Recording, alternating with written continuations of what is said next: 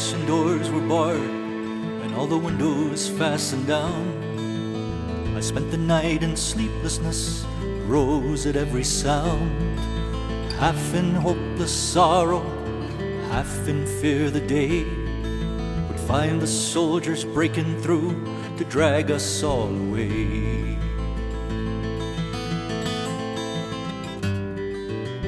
Just before the sunrise, I heard something at the wall. The gate began to rattle, a voice began to call. I hurried to the window and looked down into the street, expecting swords and torches and the sound of soldiers' feet. But there was no one there but Mary, so I went down to let her in. John stood there beside me as she told us where she'd been. She said they've moved him in the night, none of us knows where. The stone's been rolled away and now his body isn't there. We both ran toward the garden, then John ran on ahead.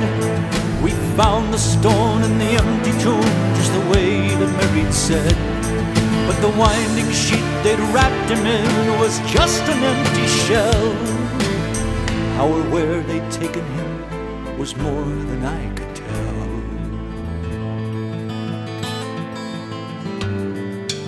Something strange had happened there, but just what, I didn't know. John believed a miracle, but I just turned to go. Circumstance and speculation couldn't lift me very high, 'cause I'd seen them crucify him, then I saw him die.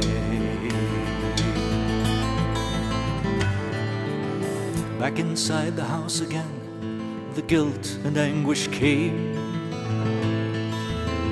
Everything I'd promised him just added to my shame, 'cause when at last it came to choices, I denied I knew his name. Even if he was alive, it wouldn't be the same.